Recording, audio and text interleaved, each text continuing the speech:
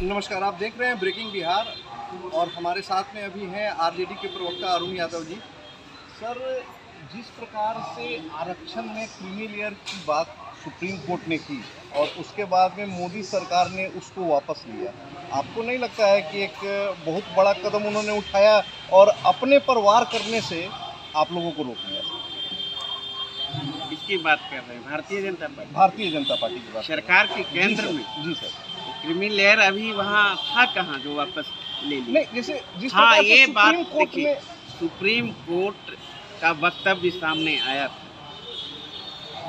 लेकिन वह जो वक्तव्य था निश्चित रूप से असहज करने वाला था और पूना पैक्ट और संविधान सभा के विपरीत वक्तव्य था। चूँकि SC ST दलितों को जो आरक्षण मिला है छुआछूत भेदभाव के आधार पे बाबा साहब के संविधान में जो व्यवस्था की गई है उनके लिए उस तर्ज पे मिला है।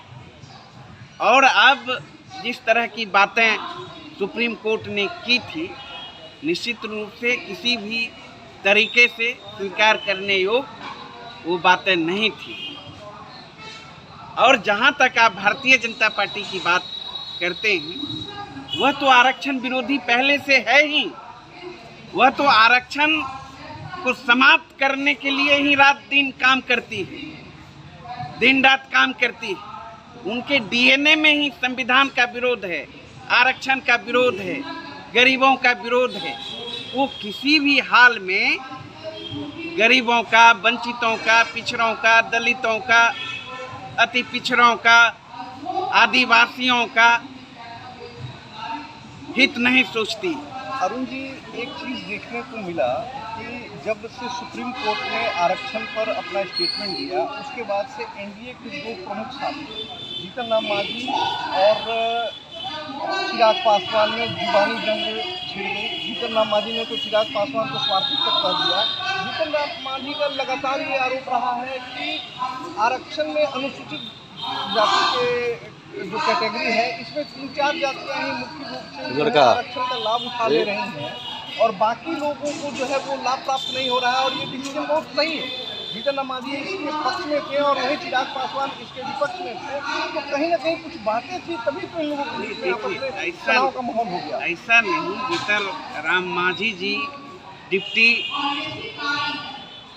मिनिस्टर रहे, CM रहे, अभी केंद्र में मंत्री हैं, कई पद पे हैं।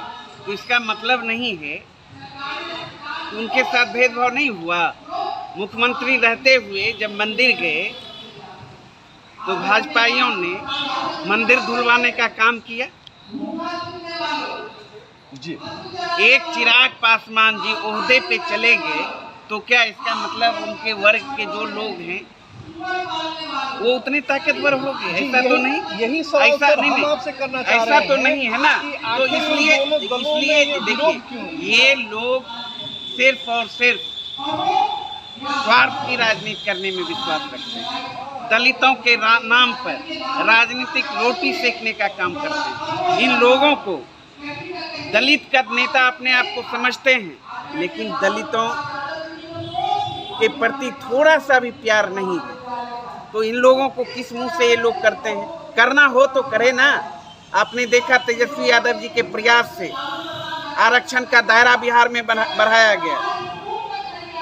अनुसूचित जनजाति के लिए, अनुसूचित जाति के लिए, पिछड़ों के लिए, अति पिछड़ों के लिए बढ़ाकर केंद्र को भेजा गया प्रस्ताव कि आप भाई 9वीं अनुसूची में जारी कर इसको डालिए। तो फिर इस पर क्यों मुंह में दही जमा हुआ है? क्यों? केंद्र में सरकार है तो फिर वहाँ जब हकमारी हो रही है दलितों का, पिछड़ों का, वंचित वर्गों का, तो ये लोग क्यों नहीं बोलते हैं? भाजपा नेताओं ने कल प्रेस कॉन्फ्रेंस किया और उस प्रेस कॉन्फ्रेंस के माध्यम से ये कहा कि हम लोगों ने जन की भावनाओं को समझा और उसमें सुप्रीम कोर्ट का जो भी प्रस्ताव था, जो विचार था, उसके साथ में हम लोग नहीं गए और हम लोग आम जनता के, आम अनुसूचित जाति जनजाति के लोगों के हित में फैसला रखें और आरजेडी और अन्य दल अन्य दल जो विपक्षी पार्टियां हैं जो इस पर राजनीतिक रोटी अपना सेकने का प्रयास कर रही थी, उनकी राजनीतिक रोटी सेकने से हमने आम जनता को बचाया। देखिए, ये आरोप लगाया सर आप पर। आरक्षण पर क्या रवैया है भारतीय जनता पार्टी का, संघ का, किसी से छिपा हुआ नहीं। इतिहास गवाह है, मंडल आयोग से लेकर बिहार में जाति आधारित गणना से लेकर आरक्षण का जो दायरा बढ़ाया गया, जब मंडल कमीशन लागू हुआ तो सड़कों पर मंडल कमीशन के विरोध में कौन उतरने वाले लोग थे? छिपा हुआ नहीं है, सारे भाजपाई मानसिकता के लोग। जब जाति आधारित गणना की बात हमारे नेता तेजस्वी यादव जी ने की और बिहार में जब महागठबंधन की सरकार थी, शुरू हुआ, तो कोर्ट कौन गया?